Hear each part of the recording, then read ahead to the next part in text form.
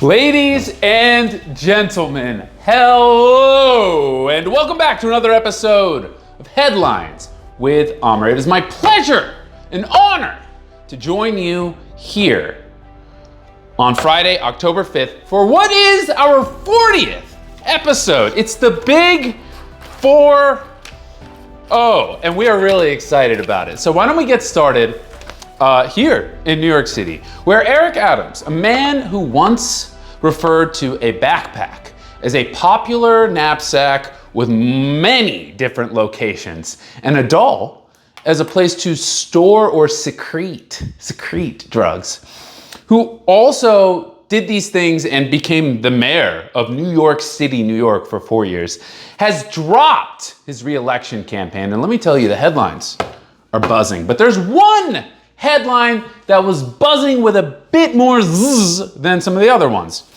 And it was this one. Mighty Ducks actor gave Adams $1 million prior to his exit. What?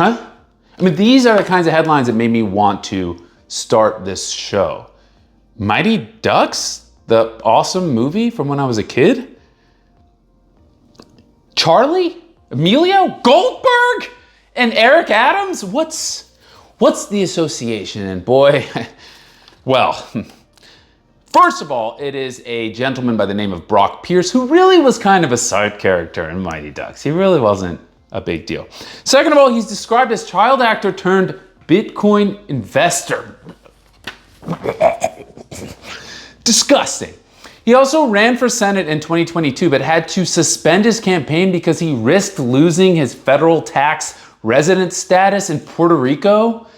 He moved there after Hurricane Maria to, I'm so sorry to say this, capitalize on the aftermath of the hurricane to create a cryptocurrency-based local economy. And he ran for president 4 years ago? Whew, okay. I see the association between these two vile men. I think for all the millennials out there, our affinity and joy for Mighty Ducks can remain unadulterated by this news.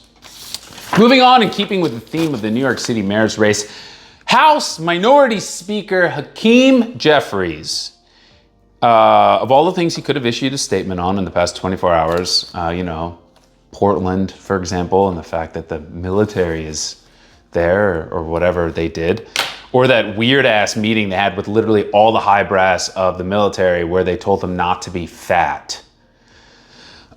He issued a statement on his infatuation, romanticization, and exaltation for none other than the backpack guy, yes, Eric Adams.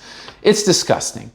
And you can head to his website and take a look at the statement yourself, but just so you know, when you go to his website, a little pop-up comes up about how to know your rights if you're being arrested for immigrants. And it's like, dude, you're the minority speaker of the House of Representatives, not a small, like, firebrand grassroots NGO. Like, neighborhood groups are doing more than you. Like, how could you, is there a better way to broadcast? You don't give a fuck about this stuff? Speaking of not giving a fuck, he closes this statement of exaltation and romanticization for Eric Adams with a little quip that his top priority right now is the government shutdown, and he will issue an opinion on the New York City mayoral race well before early voting starts. Well before early voting starts? The race is 5 weeks away. This guy is the Democratic nominee. You are from New York City. Is this really not that important to you? I mean, saying you're gonna wait until early voting is like telling your 9 months pregnant, past her due date significant other that you're going on a trip, but you'll definitely be back before her second contraction. I mean, where do we start with these people? Anyways, that's actually it for this week. I thank you all for watching. I hope everyone has a great weekend, and I want you all to remember that a man who said that dolls can secrete drugs became the mayor of New York City. So, follow your dreams. Have a great weekend. Bye-bye.